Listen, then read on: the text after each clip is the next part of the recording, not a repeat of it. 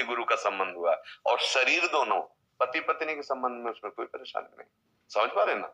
ये लौकिक संबंध नहीं, ये पारलौकिक परब्रह्म परमात्मा प्राप्ति के लिए गुरु शिष्य का संबंध है।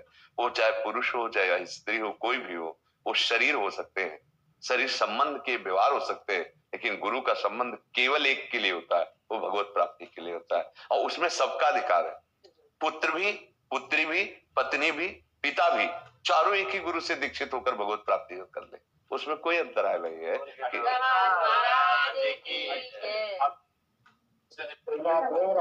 विरक्ति और भक्ति प्रेम बढ़ने के लिए क्या करना चाहिए? इन दोनों में आसक्ति प्रधान है।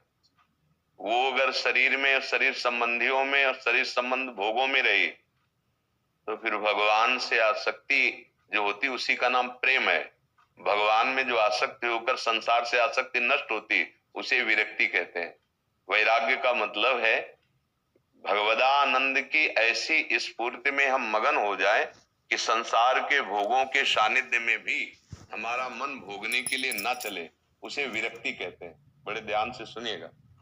जैसे वमन समझते हो ना, खाने की इच्छा नहीं होगी, ऐसे ही जो भगवान में आनंद का अनुभव करने वाला है वो रमा बिलास राम अनुरागी तजत बमन जिम जन बड़भागी। वो बड़भागी जन संपूर्ण भोग विलासिता को भगवदानंद के लिए त्याग देते हैं, उसे विरक्ति कहते हैं। पर वो विरक्ति बिना रस के नहीं आएगी। तन से छोड़ दिया और मन आसक्त है तो दंभ हो जाएगा, पाखंड हो जाएगा। वो हमें रस से छोड़ना है।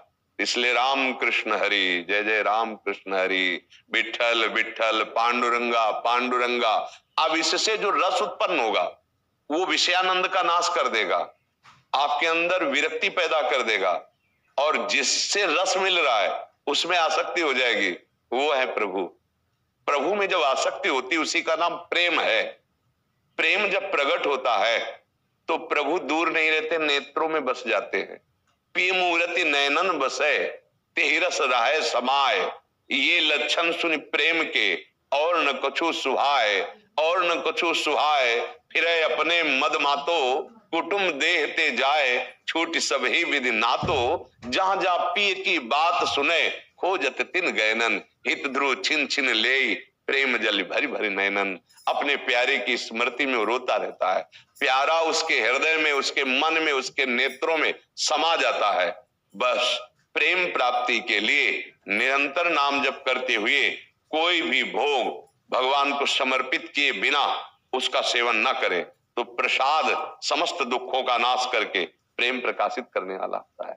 शरीर और शरीर संबंधी में ममता यही विष है। इसी ममता को प्रभु में समर्पित कर दो, अमृत हो जाएगी। सबकी ममता ताग बटोरी, मम पद मन ही बांध बर डोरी। भगवान कहते हैं जो तुमने ममता की डोरी फैला रखी है शरीर में, शरीर संबंधियों में, रिश्ते नातों में, उसे समेट लो और एकमात्र मेरे चरणों में लगा दो, बस हो गया। इसी को प्रेम कहते हैं।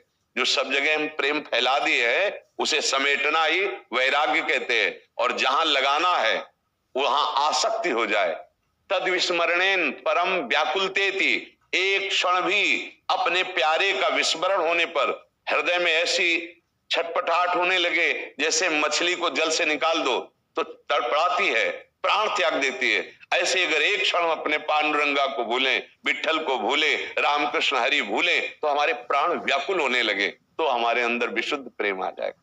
हमारा महाराष्ट्र में वारकरी संप्रदाय की कीर्तन में आपका नाम लेकर राधा राधा सबको बुलाते हैं, ये गलत तो नहीं ना? अरे नहीं, यही पांडुरंगा हर दिन 5 मिनट सबको, हाँ, लोग रहते हैं हमारे सामने तो उसको राधे राधे बोला। तो देखो हम आपको बताएं आपका जैसा राधा किशोरी कौन है आप इतना जान लीजिए।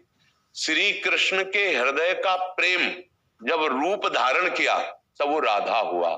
सांद्रानंद घन प्रेम मूर्ति किशोरी। तो जब हम राधा राधा बोलते हैं तो पांडुरंगा श्री कृष्ण ही है ना, द्वारिकाधीश श्री कृष्ण ही है ना, तो वो रोम रोम पुलकित हो जाते हैं। मानो श्री कृष्ण को रिझाने का सहज उपाय राधा राधा राधा। जब श्री कृष्ण को ब्रज की लीला सुनाई गई तो जगन्नाथ जी के रूप में जो विराजमान है अंग गलित हो गए ठाकुर के प्रेम से। वही जगन्नाथ जी है, वही द्वारिकाधीश है, वही पांडुरंगा है, अंतर नहीं है। जो हमारे प्रभु है वही सुख देने के लिए विविध रूपों में बैठे। तो जब राधा राधा गाओगे तो हमारे प्रभु को सुख मिलेगा। राधा रानी की जय, प्रेमानंद महाराज की जय। राधा रोज सेवा करते हैं लंगर की। आपकी एक वीडियो में आया था कि लंगर का सेवन ग्रहण नहीं करना चाहिए। नहीं, उसमें हाँ, जैसे उसमें ये बच्चा बात है कि आप जैसे वृंदावन आए हो, अब कहीं बट रहा है, आप गृहस्थी में आप ना लो, पर जैसे आप वहां सेवा कर रहे हो फिर प्रसाद पा लिया तो कोई बात नहीं है। बद्री केदार सेवा में रोज सेवा करते हैं, वहाँ पे गरीबों के लंगर, तो हम ग्रहण कर सकते हैं। हाँ बिल्कुल बिल्कुल, ऐसे कर सकते हो। हाँ हाँ, धन्यवाद। हम युवा पीढ़ी आपसे बहुत शिक्षा लेती है और शिक्षा के साथ साथ हम आपसे बहुत सारी चीजें सीखे हैं। बाबा ऐसे ही हमें शिक्षा देते रहें। जी, आप सबकी बहुत कृपा है जो आप हमारी बात मान रहे हो। आपकी हमारे ऊपर कृपा है। अगर आप हमारी बात न माने तो इसका कोई महत्व न बैठे। आप मान रहे, धन्यवाद के पात्र आप हैं। आप सुखी रहें, आप प्रसन्न रहें और आप अच्छे मार्ग में चलें, उन्नति को प्राप्त हो, ये हमारी आशा है। हम मूंगफली बेचते हैं, अपना अकल नहीं। ये मैसेज हमारा हृदय भयभीत होगा, बचने की कोशिश करेगा, और अगर हम उसे जगा दे तो उसे विश्वास दिलाना नहीं पड़ेगा।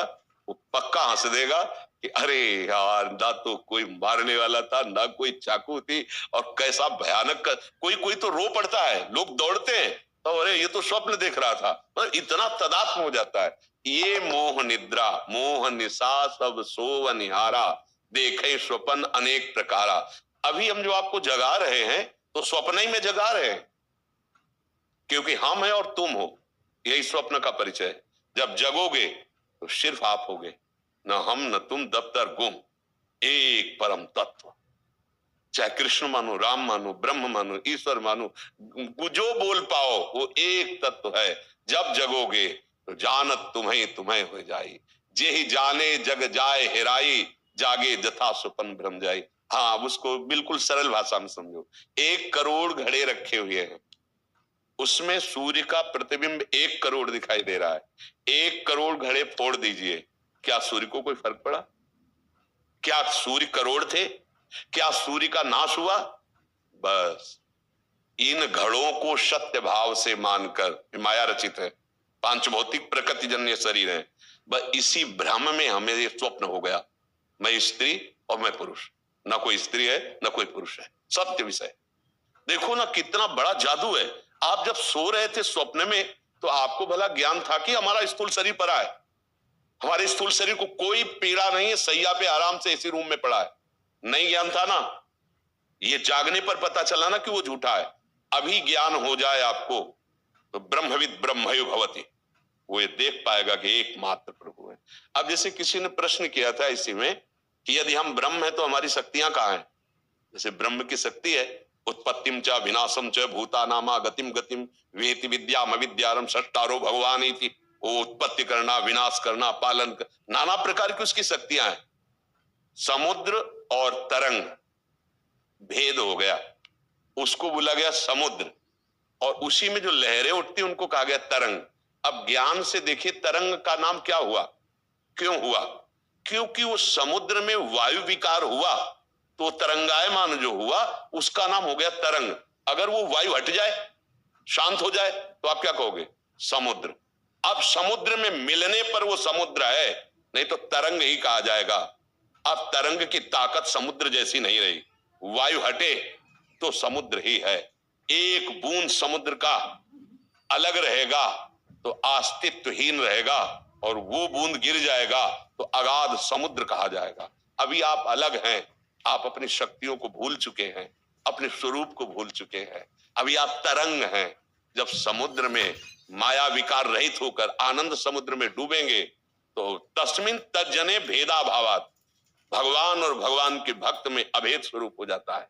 पर भक्ति की गई दासत्व से तो ऊंची स्थिति में भी दासत्व रहता है। भक्ति की गई जोई जोई प्यारो करे सोई में भावे, तो स्थिति यही रहती है। वो कभी शक्ति का प्रदर्शन या शक्ति की याचना या शक्तिवान हूं ऐसा अनुभव नहीं करता। जैसे महान शक्तिशाली हनुमान जी, का अपना परिचय भगवान श्री राम को क्या दे रहे हैं? एक मैं मूढ़ मंदवस, मैं मूढ़ हूं, मंद, कुटिल, हृदय, अज्ञान,